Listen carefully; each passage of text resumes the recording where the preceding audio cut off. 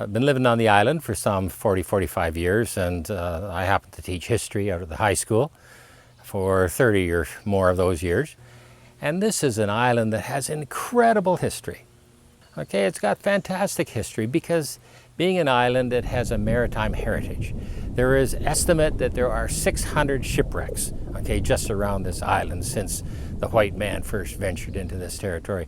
One is the Buckley, okay, to the west of Little Current, and the other is the India, okay, that is just off the Mary Islands, about 3 or 4 kilometers from the town bridge. It's a wonderful old ship. They called them timber hookers, okay, or lumber hookers, and they were simply old steamships that perhaps one day carried wheat or coal, but now were simply carrying logs and timber down to the markets in the United States. Well, the India was an interesting old thing. I think she was some 220 feet long or so and about 500 tons. Last of the wooden freighters, okay, that sailed the Great Lakes.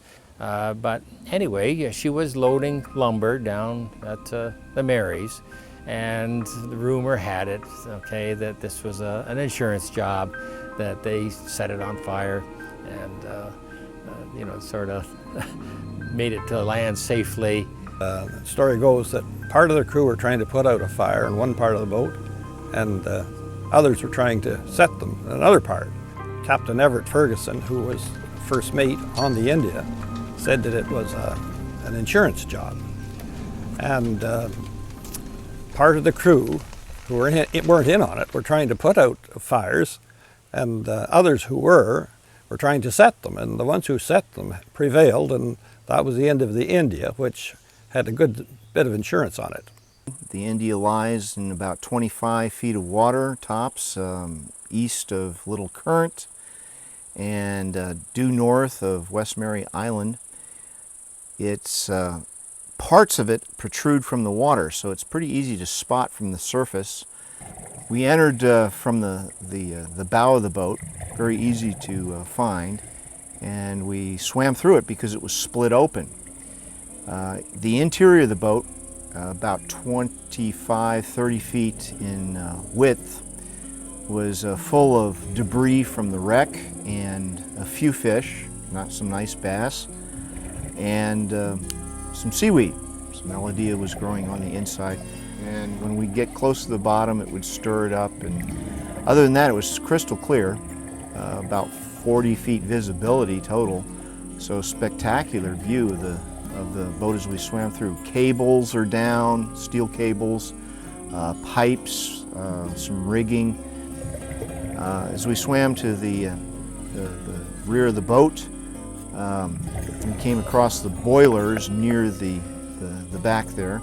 It looked like they had split open, as if there had been an explosion from overpressurization. The propeller is outside the boat, about 10 feet off the aft, and in perfect shape. It's upright, not flat on the bottom.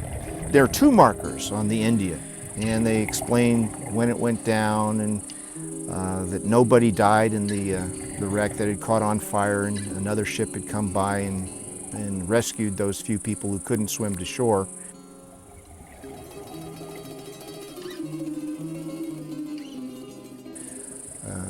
Very fun dive, clear. It takes about an hour to swim the length of it and back inside it, and then outside the hull, along the base and back.